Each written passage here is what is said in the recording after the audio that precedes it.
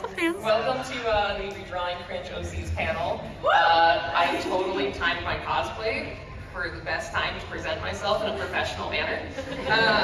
But anyway, welcome. Thank you for coming. We just want to do a quick disclaimer. So everyone here is on like a different point in their art journey. So any commentary made during our panel today, like it shouldn't be interpreted as putting anyone down who's on a different part of their journey. Like I said, everyone's at a different step. And then all of us panelists have grown a lot over our careers, so we just wanted to have fun looking back at our former selves and see how we've improved. So if you see something that looks like your art right now, please don't take it personally. We're just kind of dating on ourselves. So. Anyway, hi, my name is Katelyn McCaigue. I am a creature artist and illustrator and comic artist. I graduated from ASU with a BFA in drawing. I've been doing comic conventions for, I think this is technically my 10th year. So I'm downstairs in Artist Alley. God, it's been a long time.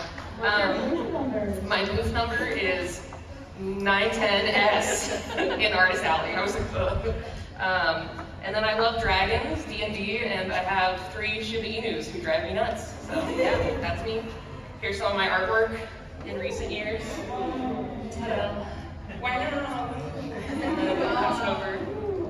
That was the cringy art, right? Oh yes. God. Get that out of here. Hi, my name is Alexa Heiser. I also got a drawing degree from ASU, you know, fork so.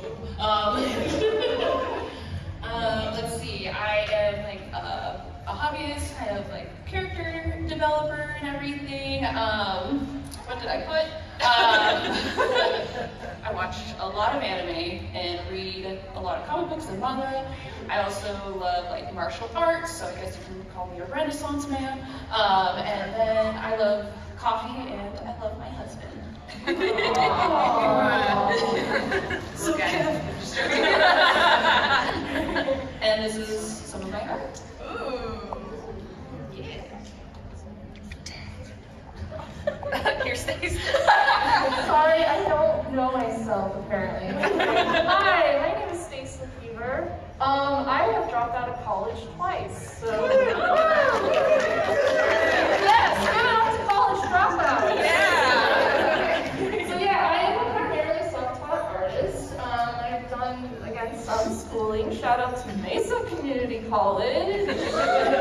I don't know their mascot anymore, it's been so long. So yeah, I am a freelance and self-employed artist. I love being a cat bed. Go cats, I guess. Yeah. Moss and mushrooms, which is not the proper climate. And I like reading comics, so. Yay. Oh, and here's some of my actors. They're so cute. All right, next up. All right, hi, I'm Janelle Wilkie. I am currently a junior art director. I just got promoted last week. I graduated ASU with a Bachelor's of Science in Industrial Design. No, that does not mean I design factories. A lot of people think that. It's product design, so anything from shoes to power tools to cars, stuff like that. I also have a bachelor's in design management and also a certificate in game development. I have a game dev bud in the crowd. Yeah. Yes. All right, so let's see. I mostly design in the medical space and marketing professionally, but I do get to be pretty creative in the field, and pretty much all of my coworkers know about my nerdy hobbies, and they're very supportive. So yeah, shout out to my coworkers. Yeah. Let's see. Additional information about me, Caitlyn. Sorry. Is that I always romance Garrus in Mass Effect. Yeah. Yes. I also have been enjoying rock climbing and reading and writing the fan fiction. And it kind of goes hand in hand with OC art, doesn't it? And then I also like to do casual cosplay. I'm really showing that today, nailing it. And then pyrography, which is basically wood burning. Now are we ready? No, I'm ready. Some of my arts.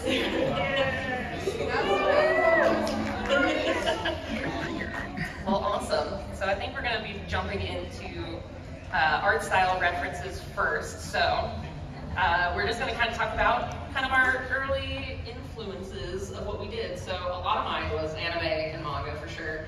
I loved Avatar: The Last Airbender. That was like OG big inspiration to start. And you can probably see a few things, like I have myself as a Bleach character on the far right, and then I totally drew my husband completely accurate and extra beefy. That's what we were in that middle one. This is when we were dating. But yeah, so, you know, a lot of stylization back then and just kind of leaning into the certain anime look. In the beginning, there was anime, and that anime was Naruto. As you can clearly see, again, very, like, you know, Toonami late at night, should be in bed, Naruto, and everything. That was like beginning of middle school, as you can see in the first two, and then as I got older into like high school and everything, it became more, again, kind of like influenced by Legend of Korra and Avatar and everything like that, so it kind of has that mix of anime realism. Oh, that's me. All right, so can you spot some of the influence of the pieces here? I remember making fun of Tokyo Mew Mew quite a lot in my youth, and yet for some reason my OC looked a lot like the main character. So there's something going on there. And then there's a totally original character in the middle that is totally not wearing an Organization 13 outfit from Kingdom Hearts. And then also a couple more like Kingdom Hearts a la, let's see, Halloween Town costumes there. Yeah, so you can really see the influences in my earlier art.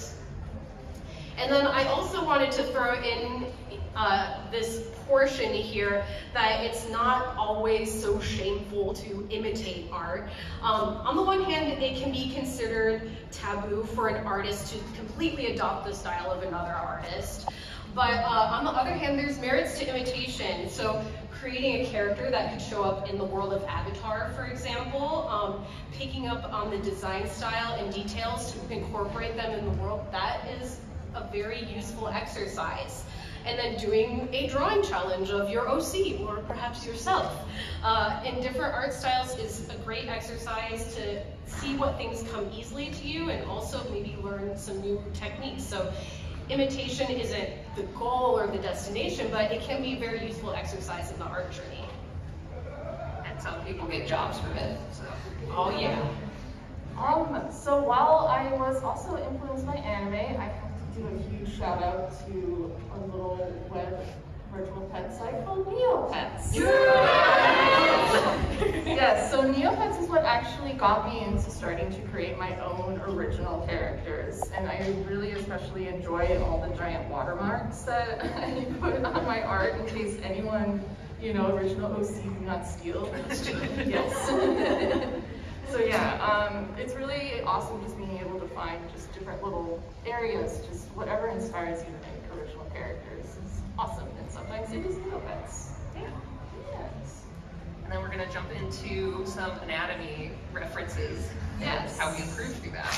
Yeah, so as I continue to start drawing, I know a lot of people hate drawing hands. I'm pro hand drawing, but it was often feet that I did not like to draw. Boo, feet. But yeah, so one of the ways that I improved was, again, at Mason Community College, they have a really fantastic fine arts program, which also includes a really awesome life drawing class, which is great because it's totally affordable. And even the life drawing teacher that I had actually has her master's degree in physiology and offers like every other like semester, I think it is an anatomy for artists.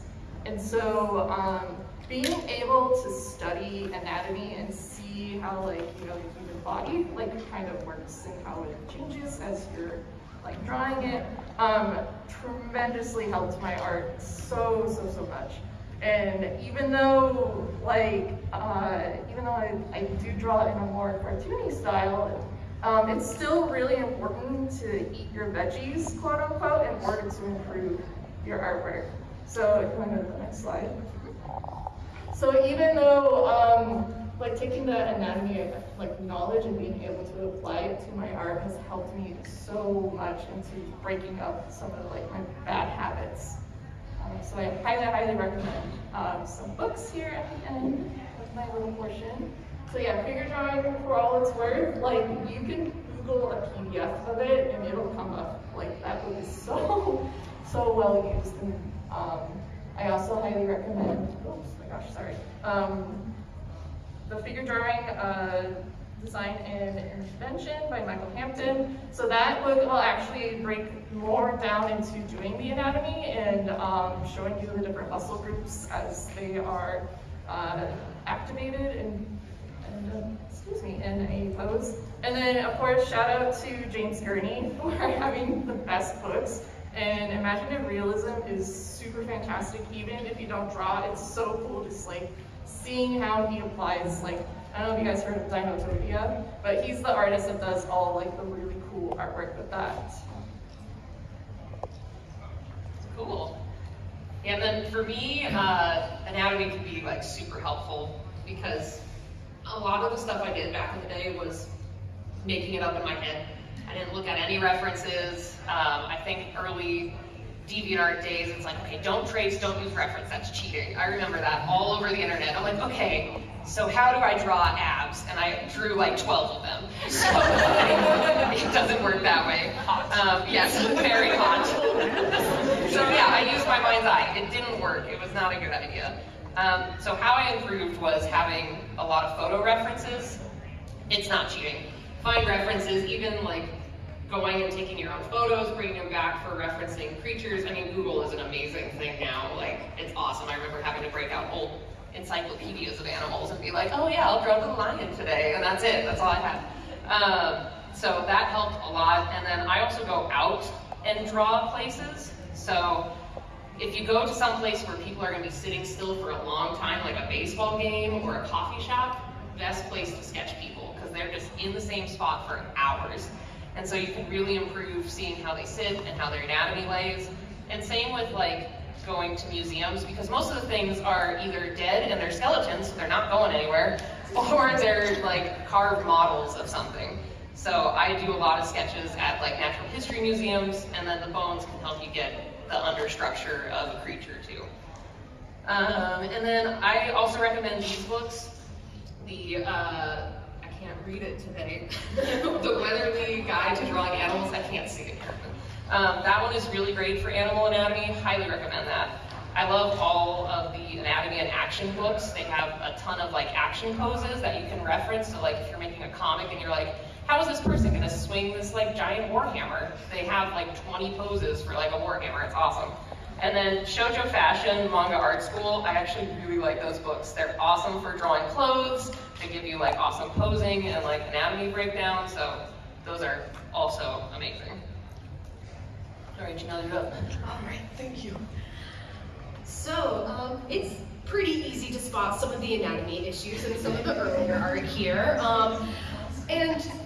Sometimes it's disappointing to catch it in later art, but it does mean that my eye is improving, and often when we're in periods of rapid growth, our eye is better than our skill level, and that's why anatomy references are so important. It can help bridge that gap so that your drawing skills can catch up to what's in your mind's eye, essentially. So even if you are at one of these skill levels, or even consider yourself lower than this skill level, you can still spot the anatomy issues here in this artwork. So for example, the ballerina, it was pretty ambitious of 8-year-old Janelle to try and do foreshortening on the arm. Yes, and then you might notice the characters in the middle are looking a little cyclopean and bobble-headed. And then even though the last piece piece is a bit more of a recent drawing. If I actually sat down and tried to do this pose, it would feel very unnatural and strange, and you might notice the hidden feet as well. So it's like there are ways of cheating when you don't have anatomy references, and it's just better to use references to help yourself out. So here's how I've improved. I often take pictures of myself or my friends doing the pose that I want or the gesture that I like. We can do the next one. Another way to improve is just formal education. Formal education can in fact be worthwhile. So in the industrial design program, I learned a lot about ergonomics. That was a huge part of it, and that's how humans interact with items. So I started out in the graphic design program, by the way, and I wound up really disliking the assignments. I quit the program and went for a major that taught me skills that I actually enjoyed and wanted to get better at. So industrial design involved a lot of sketching, 3D modeling, digital painting. It had graphic design too. These were all things I wanted to learn and get better at. So I recommend that if your passion aligns with your education, then you should look at the assignments that you wind up doing, because that will really affect what you enjoy and what you will do.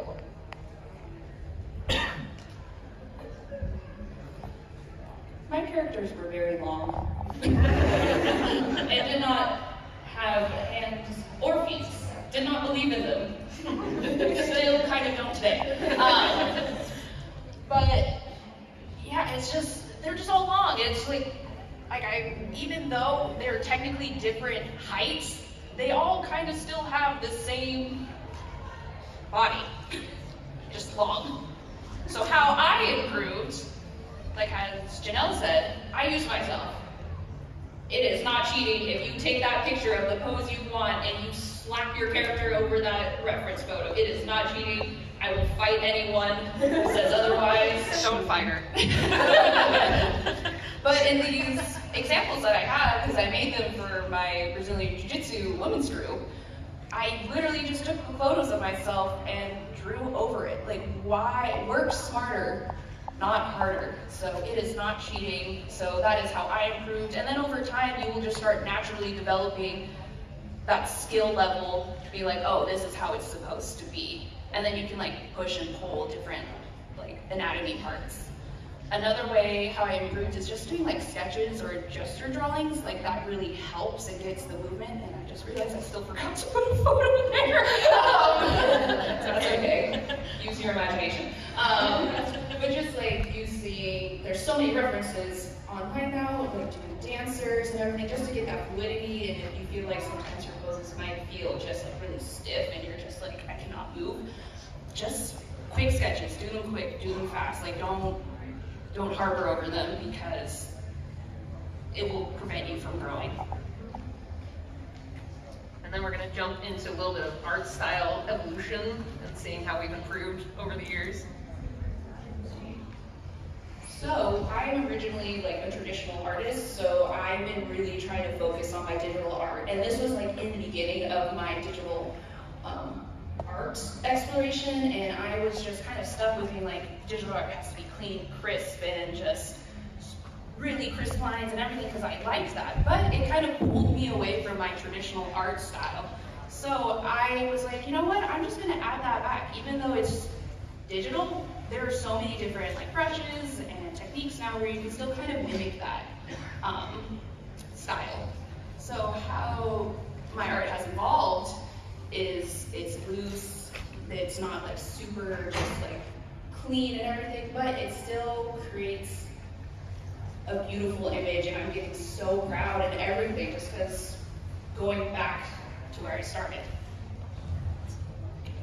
And then for me, one of the things I really like to do is redraw challenges. That is the fastest way to see you improve.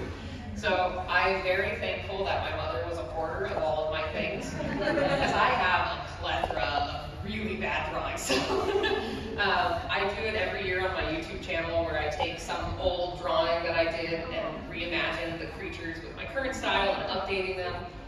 This one was from, I wanted to make a Pokemon game with all dragons, because why not? So I drew like 300 dragons. And so here's another one.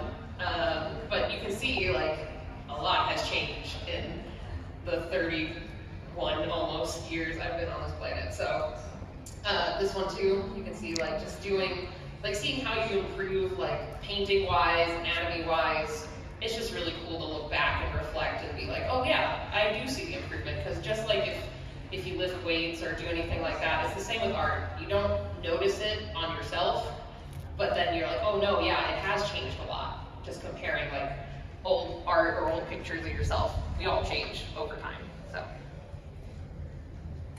So with my art style evolution, even though I was really drawn to like anime and cartoons, somehow I just had this brain worm in my head that only realistic art was quote unquote real art.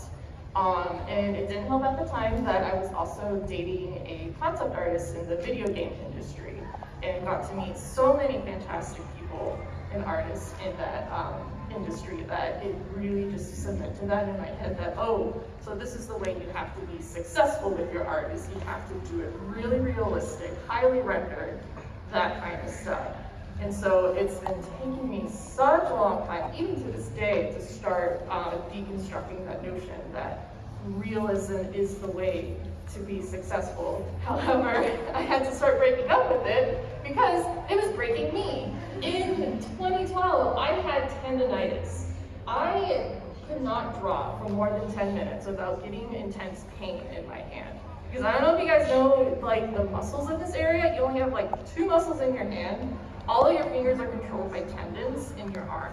So, you know, when people do get like carpal tunnel or repetitive stress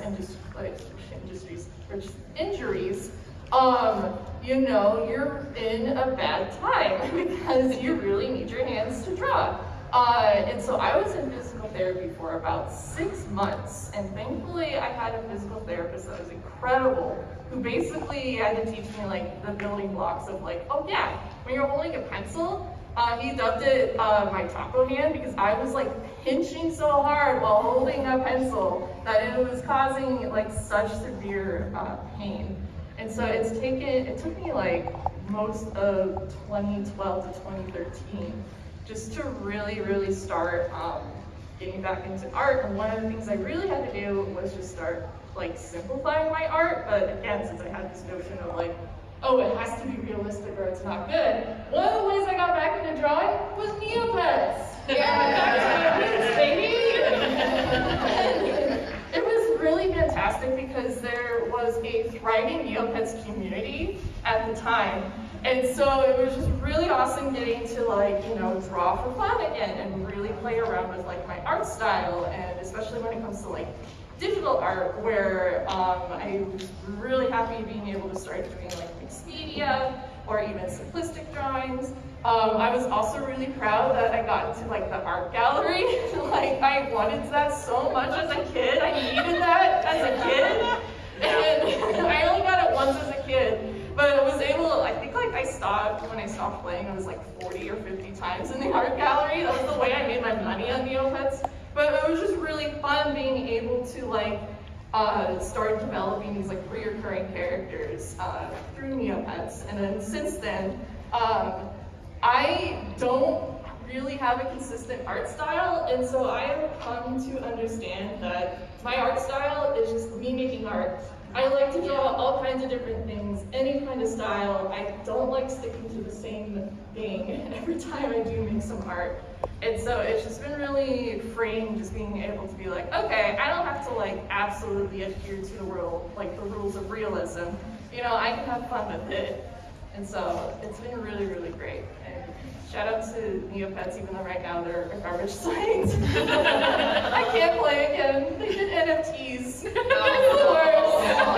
didn't even know they got into NFTs. They got into NFTs. That sucks. Yeah, it's bad. Anyways, yes. All right. I wanted to show you guys, so first of all, this isn't OC art, but I wanted to share a little bit of rapid evolution that I had in my art style. You'll notice there's only a couple months in between these two pieces, and they both took me approximately the same amount of time, which was 6.5 hours to paint them. And yet they are pretty different from each other. So to start out, that first piece, I really do like this piece, but I was starting to get the itch to try something new with my style. So you'll see that when I draw fan art of something, I take basically the fandom, in this case Mob Psycho 100. Sorry. And then translate it through my style. But in this case, I started to feel like my posing was stiff and my compositions weren't all that dynamic. So I wanted to upgrade my art a bit. Now you can show me. Sorry, I think we were talking earlier. So this was the way that I upgraded my artwork, was adding more references.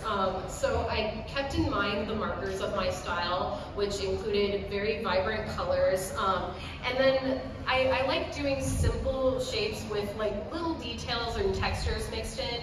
I really wanted to improve my composition. I wanted to get better at lighting and shadow, and I also wanted to give the piece more emotion. And then I also wanted to improve my rendering skills in general. So I gathered loads of references that would lend well to the foundations that I already have. So I picked out vibrant color schemes that I thought would do really well. I looked at different styles of face rendering that I thought would kind of help me bridge the gap from doing what I was already doing to leveling up a bit, maybe adding a bit more shading and making it look a little bit nicer. And yeah, this is what I wound up with. Next. So I think exploring mediums is one of the best ways to find your art style. When I started drawing for fun again after college, I was extremely fixated on figuring out what my art style was. But now that I realize that my style will naturally evolve the more I learn. So I thought it was very worthwhile to learn different mediums and try techniques that seemed interesting. So I've jumped around from hand lettering to using Posca pens to animation, clay, wood burning. Everything wound up contributing to my style in some way. So for example, in drawing some of these fantasy items, these drinks, my formal education in industrial design came in handy, and also my rendering skills. With animation, it's it's best to keep your art simple, because otherwise it will take quite some time to animate what you're doing. So it taught me how to basically break down my art to the simplest form, but that still felt complete. I also would like to reiterate to eat your greens. So if you are wanting to upgrade yourself, you need to learn. But a way to make learning more fun is to incorporate things you really enjoy or care about. For example, your OC. So you can, if you wanted to learn animation, for example, but you're nervous it might be a bit of a slog for you, you would then maybe learn how to do a walking cycle of your OC or a sword swing. It makes it more entertaining and exciting for you to see the end result, and it really pushes you through the more challenging aspects of eating your greens. All right, next up we're going to talk about how to make your characters a bit more distinct. Oh, and if you go back to that previous slide, yes, this artist, Diving Like a Sunset, they are excellent at doing very distinct characters, so they're a great inspiration for that. Alexa and I are giant fangirls for them, ever since we were like this big. So much. So you will notice a lot of same face, same body proportions. Yeah, pretty much a lot of sameness between different characters, and that can continue throughout your art career if you aren't being more conscious of differentiating your characters. You can move on to the next one. The way that I changed my mentality was when I started playing D&D and I started doing art for D&D campaigns. It made me want to create characters where you could really tell what their lifestyle was, where they came from. Are they a god? Are they put upon? Do they love their job? Yeah, and also something kind of interesting that started cropping up with D&D is I've started drawing more furries. Yeah, it's been fun.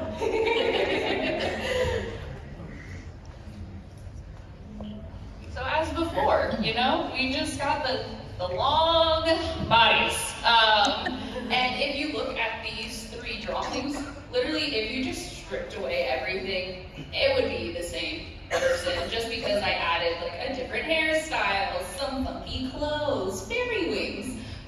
It's still the same person in all reality.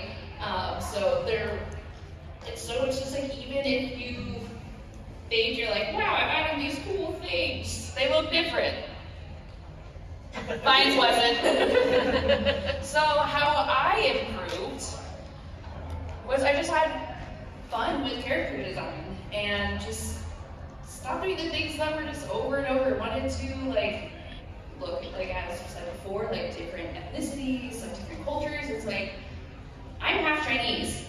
I need to add more diversity. Like, sadly, I just drew a bunch of white people. No offense to anyone in here, but that's just what it was. And I'm like, I should be adding my culture, like my people into it. And it's made it so much more fun. And also, I use my friends' characters. When I don't know what to draw, I draw theirs. So this is actually 3 of their OCs, and you can see just how different they are. Playing with different, like, just features is actually a lot of fun, and it will improve your art drastically. Yeah, I am also part of my OCs currently being made out of tacky because they are also very long. And again, it's like, even though I was trying so hard to make distinct characters, they still all had that similar features of just the same type of face, the same body type. It was really, really challenging for me to start bridging into making more distinct characters. But now I've realized I have to be more intentional with my character designs. And so that can include when it comes to considering characters' age, body type, lifestyle, culture. These are all from my 2019 Inktober series, which featured different witches and their familiars.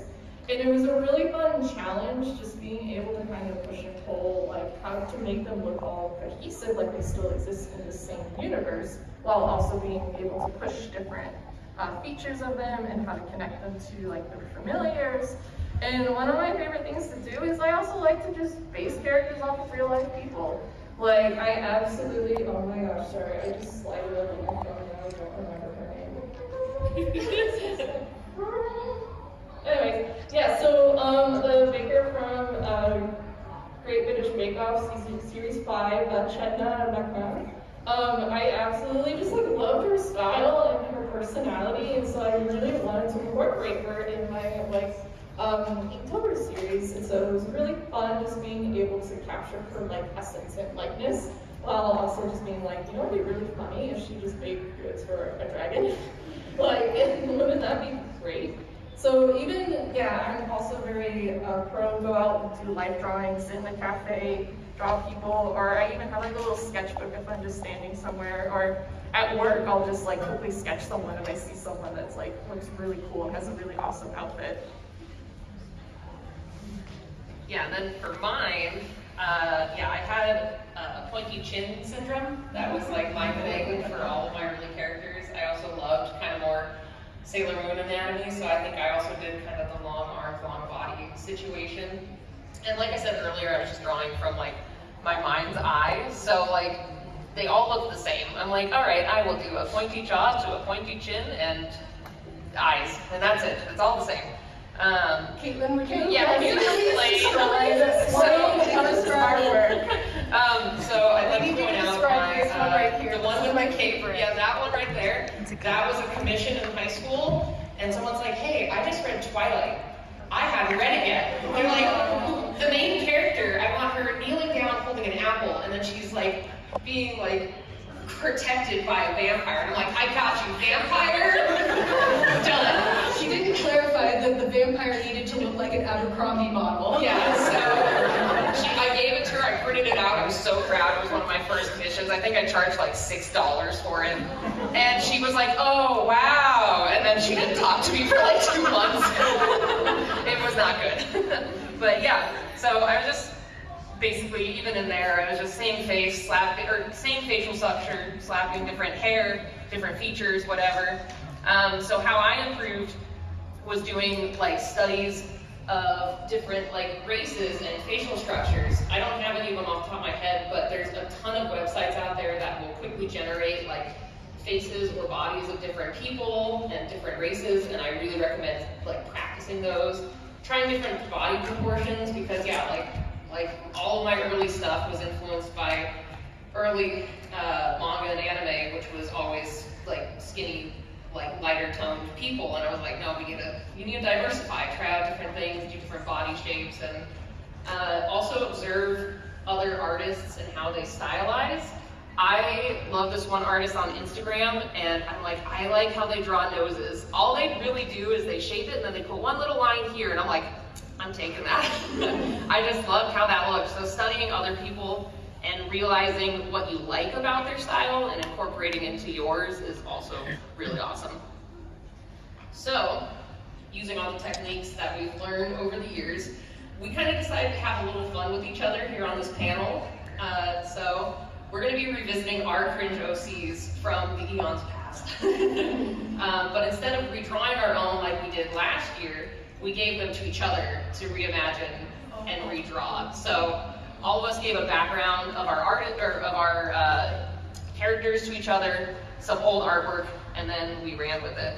And just FYI, we're seeing how they redesigned our characters like the same time you guys are. So we have not even seen our character redesigns.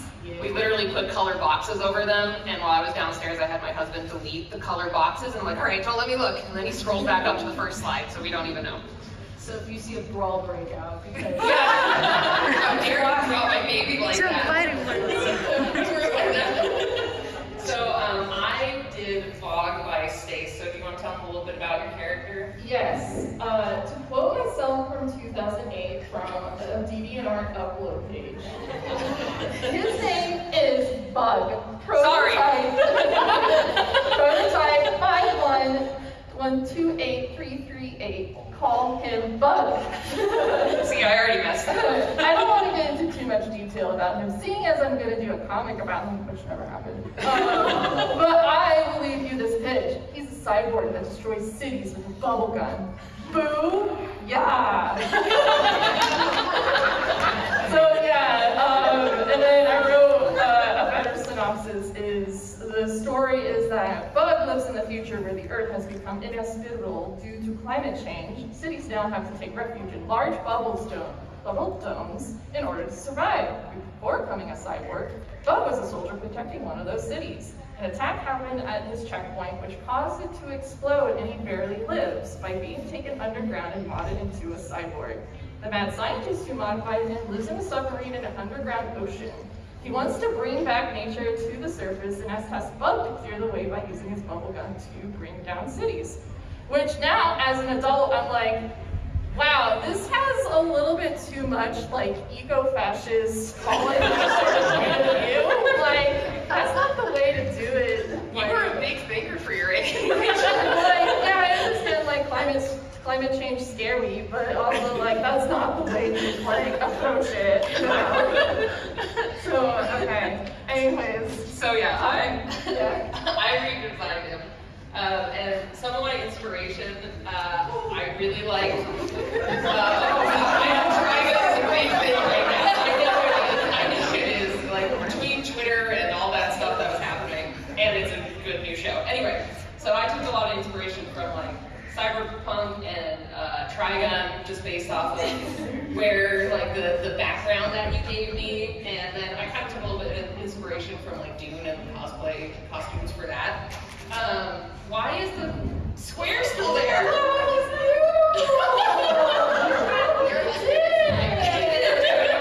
Okay, don't look. Don't look. Don't look. Please don't look. I'm afraid all the squares are still there. Josh is fired. I deleted them earlier. Oh no. He is fired. Oh, come on. Please load. Welcome to technical difficulties. Come on. Come on. Would someone like to talk about their love of Trigun? Wow.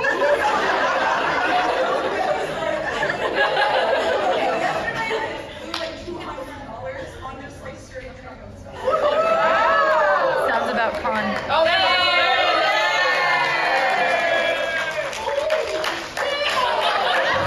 So basically, I kind of simplified the color palette down because I thought, I know there's a lot of colors with like how bubbles can be like almost rainbow-like, but I thought we'd really lean into those blues and greens and like purples. I wanted to hide some of the cyborg parts because I was like, oh, if this is a comic, it'd be really cool if it was later revealed that he was just a torso. So it's like, cool, he's got cyborg arms, and then you get like a little hint by those like slightly revealed ankles. And yeah, that's kind of, that was Audrey Katelyn. I know, right? And then one of the things, it's really minute, but you had the little connector thing for the back of the head to the spine area, so I put it inside the hood so he could bring up the hood easier instead of the cord going outside the hood, because I feel that would be a little difficult comic-wise. Right? So, there you go. Hold on. Okay, hold on. It's so good. Like, I'm literally speechless. Like, I can't stop staring. It's such a blow up. Like, I was so nervous when I was like, I found this artwork again. I was like, oh my god, whoever like chooses this character is like doomed, because I don't know how you could like improve such like a weird like Jordan Vasquez wannabe character. Like, oh my god, it's so good. Like, I'm so I can't excited. stop fangirling over it. Man. I'll send it to you later. You can totally steal it. Oh my god, yes, I need like a print of this. I can do that for you. All right, next up. That's you. So I got Janelle, and she sent me some pieces, and then I was like, ooh, I really like this one. Do you have anything you want to say about? I didn't know if you had a name for this girl, or I just called her Flower Girl. She's a carnivorous plant girl, and that is all that happened with that train of thought. Yeah, but you basically had free reign for this one. I gave you a few, you know what, I gave you way more than you asked for, by the way. I gave her 5 character options, many of which had very cringe-worthy backstory. I think what was worse than looking back at my old art was looking back at my old writing. Yeah, like, I opened it up, I'm like, oh, this is horrible. So yeah, I wanted to Windex my brain after that. So yeah, you chose one that I tried to make look Asian, didn't really succeed. So yeah, I can see what you're going for with your references. I had to pick the Asian. So my inspiration was like the Asian makeup, the cottagecore type feel, because like, you know, with plants. And then this is the reason why I picked it. Because you said, oh, I don't know why she'd be wearing this outfit if she's working with poisonous and carnivorous plants. And I was like, bet. And I just listened in the back of my mind, I was like, my favorite murder. And because there was a village where like the men went to war and then they came back, and there was a lot of trauma and everything, and then there was this lady who was like, how do we get rid of this problem? Poison. So I had more fun with the backstory and like adding like, why would she be wearing this outfit when she's working with plants? So this is the redesign. Oh my gosh. So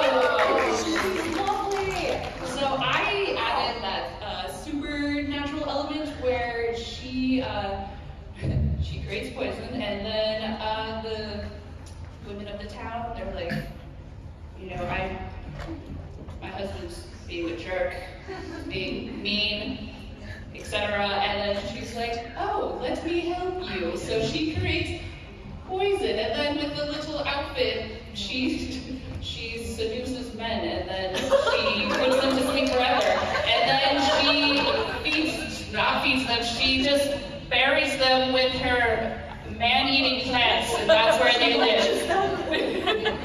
And yeah, I just had a lot of fun with it because there was a lot of free range, and I wanted to add more of like fun element to it, so it's not just like she's a plant lady. So yeah, I hope you like it. I love it. I love the sketches you've added too. It's so cool. And I like that she has a little bit more of a protective outfit. Like, girl, please. Just leave yourself. The old one likes to live on the edge, live dangerously. It's beautiful. I feel like this is very Studio Ghibli as well. Her first outfit is just, you know, after hours. She lures them in, and then she's like, "You want a drink? Take. Now you're my plant scoop." Why are you putting clothes on? You should be taking them off. I don't know. I was trying to also do like the other outfit, but I am a procrastinator. But I hope you like it. And that's the comparison next to them. Okay, you can't look at this bottom part of the screen. Oh. Yes, I got to do Alexa's character, Keck. Did you want to go into a little bit of backstory about Keck at all? I was like screaming when you picked this character because how this character was created is like I was like 16, and what do you do when you're 16? You go on DeviantArt, you create a guild, and you're like, how do we get people to join? Let's do an Academy Supernatural role-playing group. And this is where he came from, and this is where I was trying to be edgy, and you gotta remember this was like the early 2000s. The internet was new, so we just like when you had to look for a name, you put like the ethnic. It's like, I need Egyptian names, and then that's just what popped up. That one. That was like this one, Keg. I'm probably saying it wrong, but this one is great. He is a necromancer. His backstory is a little cringe. He can't heal. He can't heal because he got cursed because he stole from an Egyptian god. But so I don't know if I should explain. It's a little gross. I am so sorry in advance. So it's like he can't heal. So when he gets a cut, he either has to sew it back, or it's just like, here, let me just take. It's like, so he has to pretty much take patches, but they're like patches of like skin, and he just puts it over his like sews it back on, and like I'm just like, cool, this is him. He's great, we love him. Disgusting. I found the old drawings, and I was just like, the whole writing, and I'm like, I love an edgy patchwork boy. New age, raggedy Ann. Alright, so, believe it or not, Alexa had much more attributes than what I have here. Loads and loads for me to draw from. So I wrote down the ones that I thought were most important and that I wanted to keep intact when I was redesigning this character. So he's a necromancer. I got the impression that he's very rebellious and aloof. He's obsessed with wealth and items that are worth a lot of money. And as Alexa said, he was cursed with the inability to heal because he robbed a shrine that was dedicated to Anubis, the god of death. Did we tell you he's dead? Yeah. So, physical traits. He's supposed to be 17 years old. He's Egyptian. He has the beautiful stitched skin, brown eyes, dark brown hair that he likes to dye on a whim. So the patchwork hair color on the first slide was just one of the many options that Keck liked to go through. So here were a few of the examples that I used for reference and design. I found some random Egyptian guy on Google. I found some random necromancer on Pinterest. And then I believe that character is from My Hero Academia. Yes. Yeah. And then that person person there is me after I just took a shower. My hair was turning into Hermione Granger's hair, and yeah. So yeah, that was the pose I wanted Keck to do. Oh yeah, please. In the full experience. All right. All right, I guess. Ready? Y'all ready for this?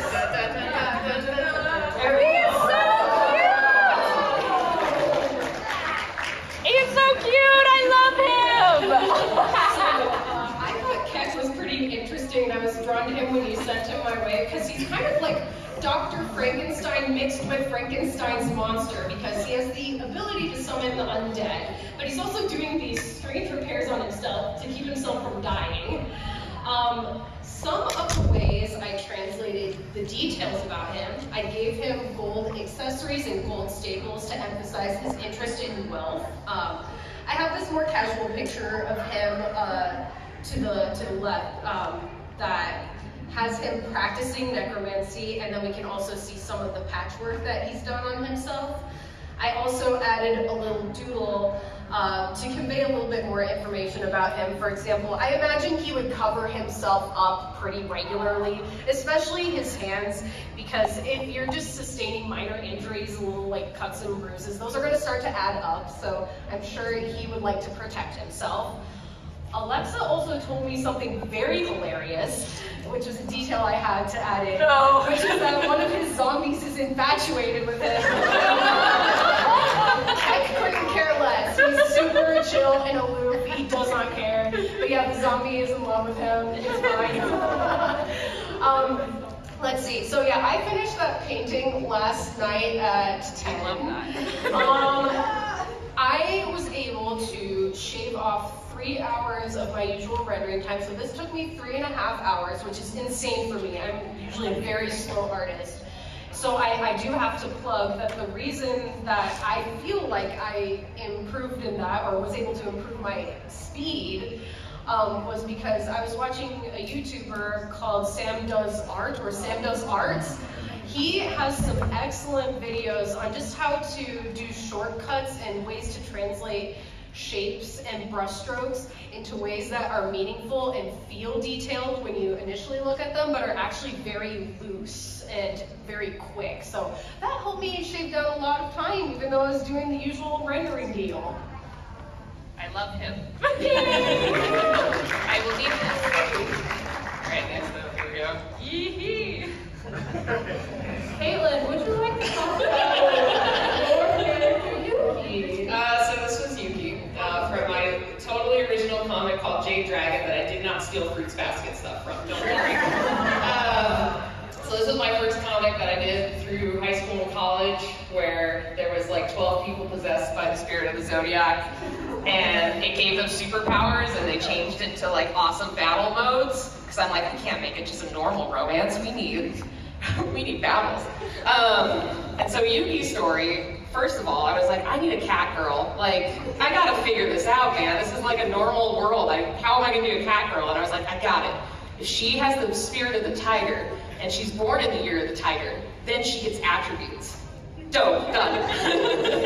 So yeah, I remember looking through a lot of the old writing, and I also wanted to vomit. It was like, oh my god, she's so random, Raffle XD. She's quirky and funny, kind of loud, and she's a little obnoxious, but she's sweet at her heart, haha, XD. It was really painful, and so I was like, here's Stace, I copied and pasted the DeviantArt description, there you go. This is all I got for you, man. So yeah, that's Yuki, and I was like, no, she was found, and then I was like, she's named Yuki because she was abandoned as a child because she had cat ears, so no one wanted her, so they dumped her in the snow, and then someone randomly adopted her, and they're like, oh, we found you in the snow, let's name you Yuki, because that's snow in Japanese. Yeah, let's relive your trauma with your name. Very original. So yeah, that's Yuki. Katelyn, you and I have a very common interest, and it is buff.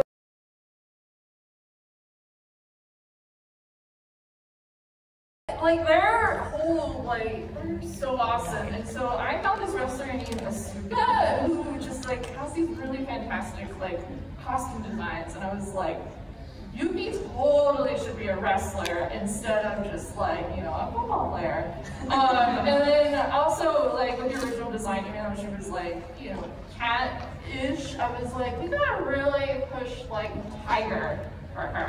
Okay, wait. Should I get in the crowd now? Yeah, do you wanna go? Yeah, don't look, don't look. Okay, don't look. Do not see it. I need to see it. Do not see it. Okay. Kevin, I'm sitting by you. All right, I'm ready. Ready? Oh my God, yeah!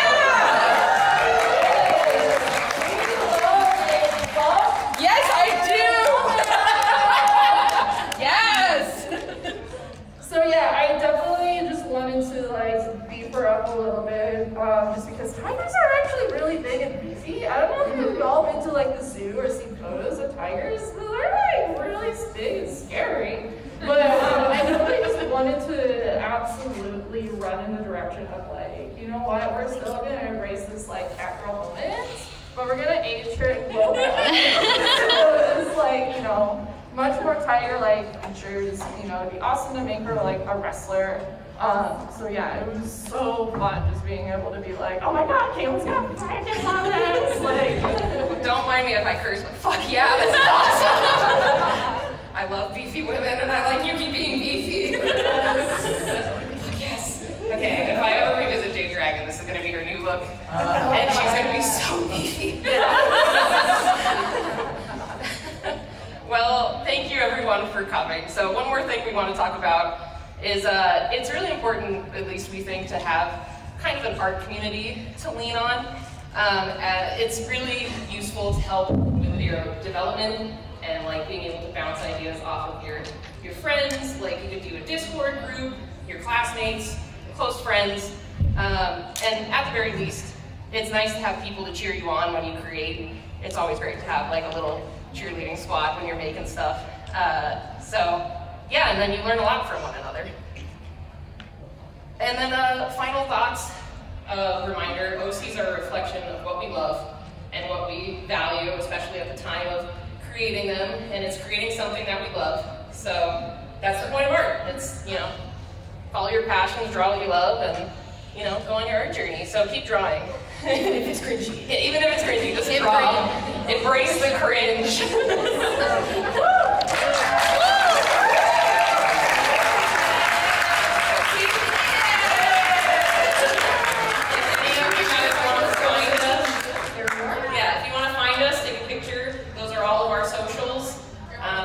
I'm also down, like I said, Artist Alley 910S, because there's two 900 rows for some reason, so I'm an S. Come say hi. I have some business cards too, but yeah, take a picture, follow us online, and if you guys have any questions, totally, I'm fine for messaging. If you guys, yeah. Oh yeah. Yeah. Oh yeah, feel free to message us. We might loiter for a little bit if you want to come up and just say hi. Yeah. But yeah, thank you so much for coming to this. Yes, thank you. Yeah, they gave us a bigger room this year because of you guys last year, so thank you.